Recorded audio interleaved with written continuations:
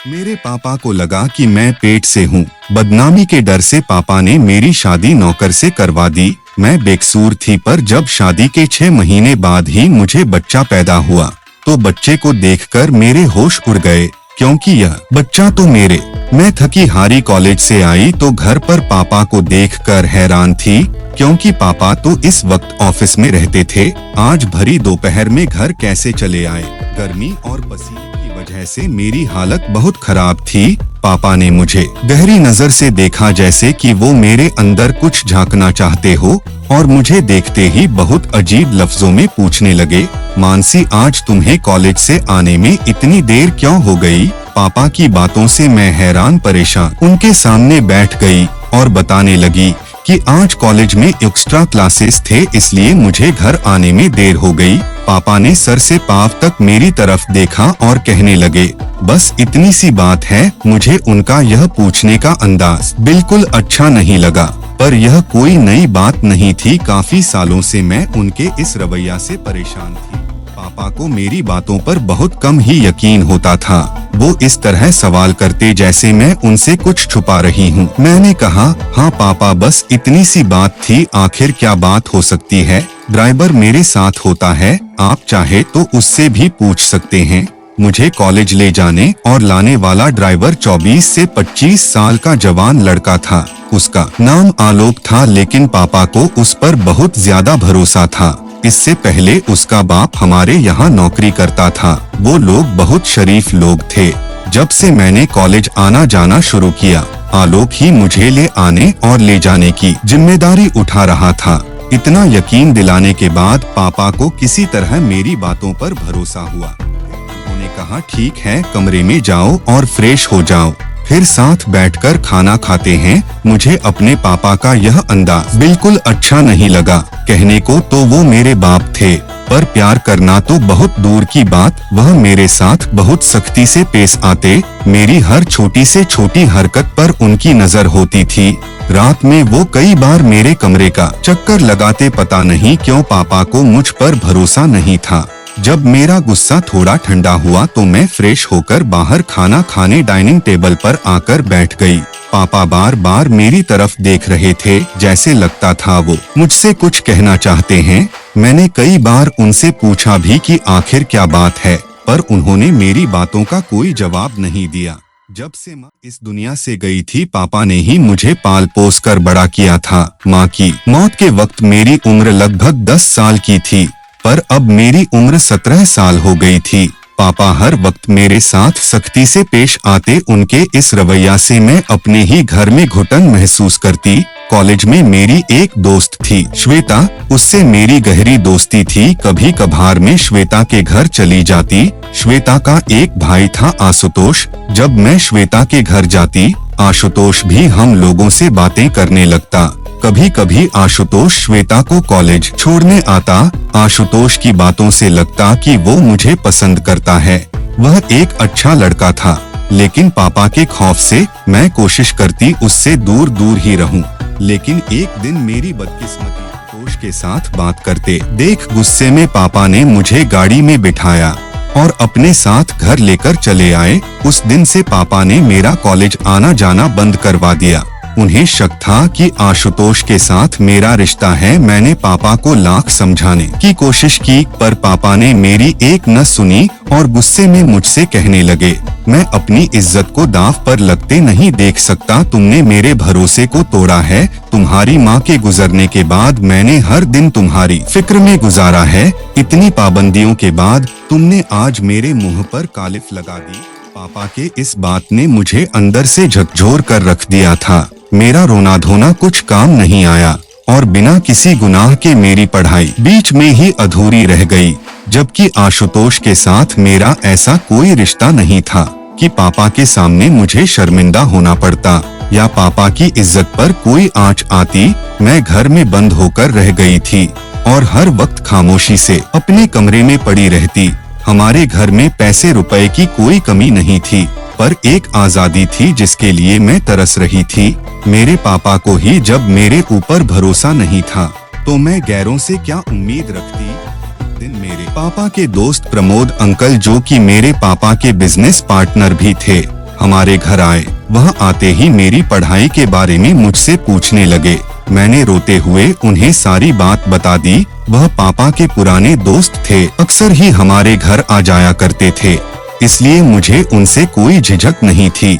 मैं अपने दिल की हर बात उनसे आसानी से बता दिया करती। प्रमोद अंकल को जब मेरी पढ़ाई के बारे में पता चला तो उन्होंने समझाते हुए मुझसे कहा, तुम फिक्र मत करो, तुम्हारे पापा से बात कर मैं तुम्हारी पढ़ाई फिर से चालू करवा दूंगा। प्रमोद अंकल की बातें सुनकर मुझे थोड़ी तसल्ली हुई, क्योंकि पापा प्रमोद अंकल की हर बात मानते थे।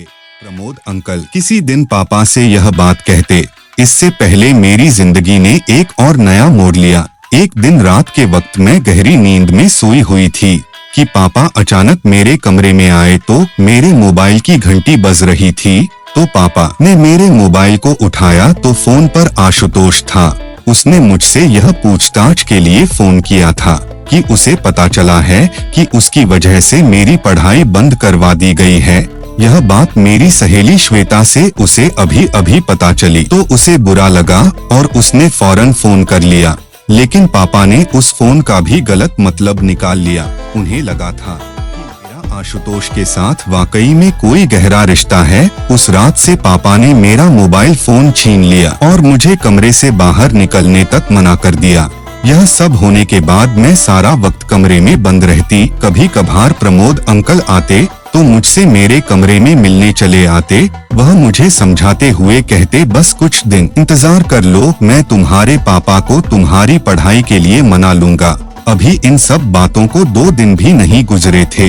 एक दिन पापा मेरे कमरे में आए और मुझसे कहने लगे, आज के बाद तुम मेरे कमरे में सोया करोगी। मैं जवान लड़की थी और मेरे लिए पापा के साथ सोना बहुत शर्म करना था। मैंने कर लिया, पर आज के बाद तुम मेरे कमरे में ही सोया करोगी। उस दिन के बाद से पापा ने अपने कमरे में मुझे सुलाना शुरू कर दिया। पापा के कमरे में सोते समय मैं सारी रात जागते हुए गुजार देती, क्योंकि पापा के कमरे में सोना मुझे अच्छा नहीं लगता था। सारी रात जागने की वजह से जब मैं अपने कमरे में जाती तो पूरा दिन सोते हुए गुजारती। अभी इन सब बातों को 3 महीने गुजरे थे कि अचानक मेरी तबीयत खराब होने लगी। ऐसा लगता था कि मेरा सर भारी हो रहा है और मुझे चक्कर आ रहे हैं। पापा ने जैसे ही मेरी बिगड़ती हुई तबीयत को देखा तो उन्हें यकीन हो गया कि प्रेग्नेंट हूँ। मेरी ये हालत देखकर पापा ने गुस्से में मुझसे कहा, देखा, तुम्हारे गलत काम का नतीजा हमारे सामने आ गया। जिस बात का हमें डर था वही हुआ।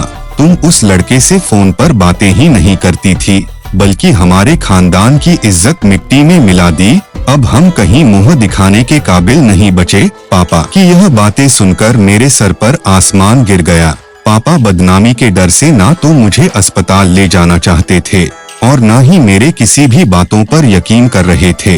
यह सब होने के बाद पापा ने तुरंत फोन कर प्रमोद अंकल को घर पर बुलवा लिया और उन्हें भी यह खबर इस तरह सुनाई कि मैं शर्म के मारे जमीन में धंस गई। प्रमोद अंकल भी यह खबर सुनकर परेशान हो गए और उन्होंने मेरी तरफ देखते हुए कहा, मानसी, पहले मुझे लगता था कि तुम्हारे बाप को गलतफहमी है, पर तुमने तो उनकी इज्जत मिट्टी में मिलाकर रख दी।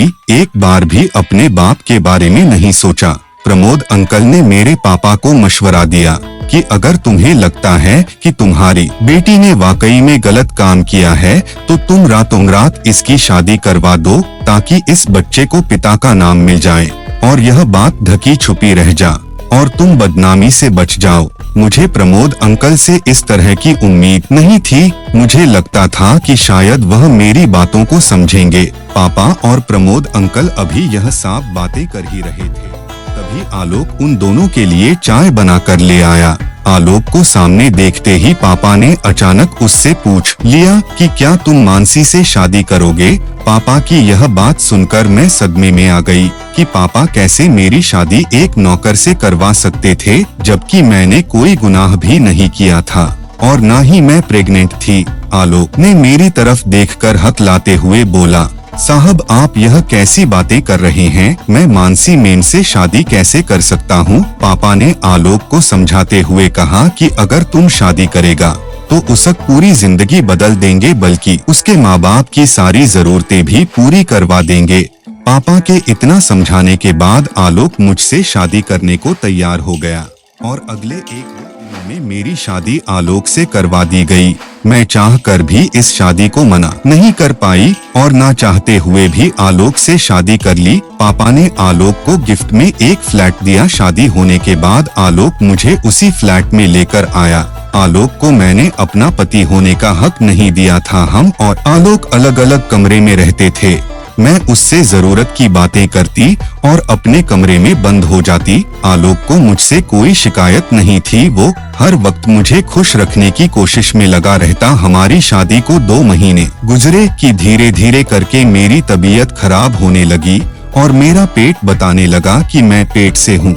लेकिन मुझे अभी तक यकीन नहीं था कि मैं प्रेग्नेंट हूँ, क्योंकि मेरी नजर में तो मैंने कुछ गलत काम किया ही नहीं था, तो मैं प्रेग्नेंट कैसे हो जाऊंगी। लेकिन जब डॉक्टर को दिखाया गया तो पता चला कि मैं 5 महीने से प्रेग्नेंट हूँ। यह सब सुनकर मैं सन्न रह गई, क्योंकि जब मैंने कुछ किया ही नहीं था तो आखिर यह बच्चा मेरे पेट में कैसे आया। घर आने के बाद आलोक अब पहले से ज्यादा मेरा ख्याल करने लगा। आलोक मुझे हर वक्त खुश रखने की कोशिश करता। उसका इस तरह प्यार देखकर शायद धीरे धीरे मुझे भी उससे प्यार हो गया था, क्योंकि पहली बार मैंने अपनी जिंदगी में ऐसे शख्स को देखा था जो मेरी हर बात मानता और बिना किसी स्वार्थ के मेरे आगे पीछे लगा रहता। आलोक ने कभी भी मेरे पेट में पल रहे बच्चे के बारे में मुझसे कोई सवाल नहीं किया था। वह बहुत ही निस्वार्थ और नेक दिल का इंसान था।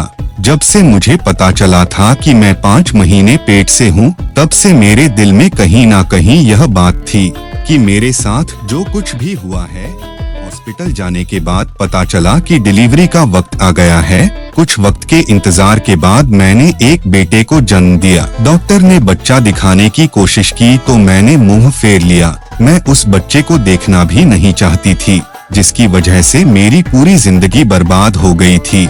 आलोक ने जब देखा कि मैं उस बच्चे से नफरत करती हूँ, तो उसने उस बच्चे को प्यार से गोद में ले लिया और वही उस बच्चे का ख्याल करने लगा। हॉस्पिटल से छुट्टी के बाद हम घर आ गए। आलोक दिलो जान से मेरी और मेरे बच्चे का ख्याल कर रहा था। उसका यह अंदाज देखकर मैंने बड़ी हैरत से पूछा, आलोक, कैसे तुम एक नाजायज बच्चे को इतने प्यार से अपना सकते हो, जबकि तुम इस बात से पूरी तरह वाकिफ हो कि यह बच्चा तुम्हारा नहीं है।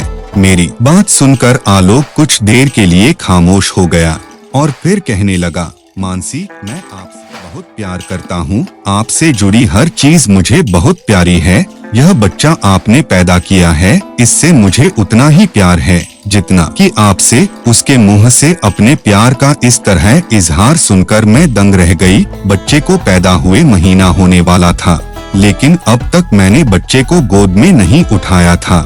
आलोक ही बच्चे का दिन रात ख्याल रखता। मैं अपने कमरे में बंद होकर अपनी बदनसीबी पर आंसू बहाती रहती। मैं उस बच्चे को हरगिज अपनाना नहीं चाहती थी। एक दिन मैं अपने कमरे में बैठी हुई रो रही थी कि आलोक मेरे पास आया और मुझसे कहने लगा, मानसी जी, मुझे आपका यह दुख देखा नहीं जा रहा। क्या आपको जानना है कि यह बच्चा किसका है? उसके मुंह से ये बात सुनकर मैंने हैरत भरे अंदाज में कहा, हाँ, मुझे जानना है। आलोक ने कहा, मैं आपको सब कुछ बताऊंगा, पर इसके लिए आपको मुझसे एक वादा करना होगा। मुझे जल्दी बताओ, मैंने कहा। यही कि यह सच्चाई जाने के बाद आप इस बात को अपने दिल में दफन कर लेंगी और किसी को नहीं बताएंगी, क्योंकि यह बात किसी को पता चली कि बच्चा किसका है तो हमारे बच्चे के भविष्य पर बहुत बुरा असर पड़ेगा। और इसमें इस मासूम का क्या कसूर? मुझे किसी भी हालत में सच्चाई जाननी थी, इसलिए मैंने आलोक से वादा किया, ठीक है, जैसा तुम कहते हो मैं वैसा ही करूंगी। पर आलोक के मुंह से सच्चाई जानने के बाद मेरे पैरों तले से जमीन खिसक गई, क्योंकि इस बच्चे का बाप वह इंसान था जिस पर मैं खुद से भी ज्यादा भरोसा करती थी। मेरे बच्चे के पिता प्रमोद अंकल थे और प्रमोद अंकल यह सब मेरे साथ मेरी पापा की प्रॉपर्टी हड़पने के लिए किए थे।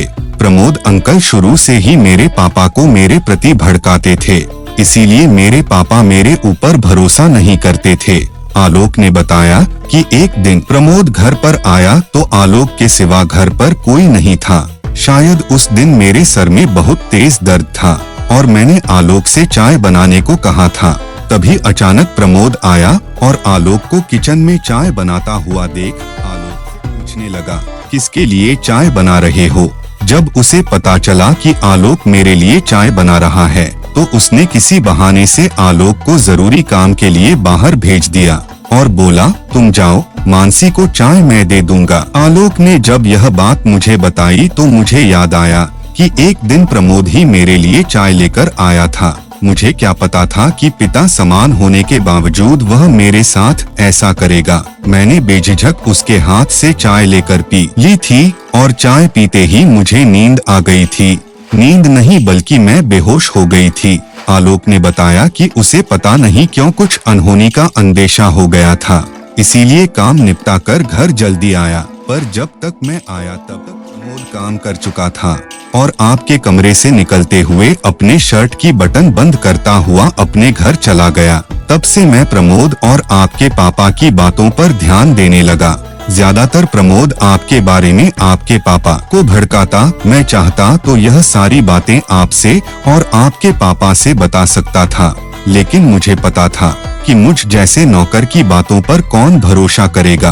पर आपके साथ जब आपके पापा सख्ती से पेश आते तो मुझे बहुत बुरा लगता। मानसी जी, भले ही मैं आपके घर का नौकर या ड्राइवर था, पर आपके साथ ऐसा होता हुआ देख मेरा दिल तड़प उठता। बल्कि यूं कहें कि आपकी परेशानी देखकर शायद मुझे आपसे प्यार हो गया था।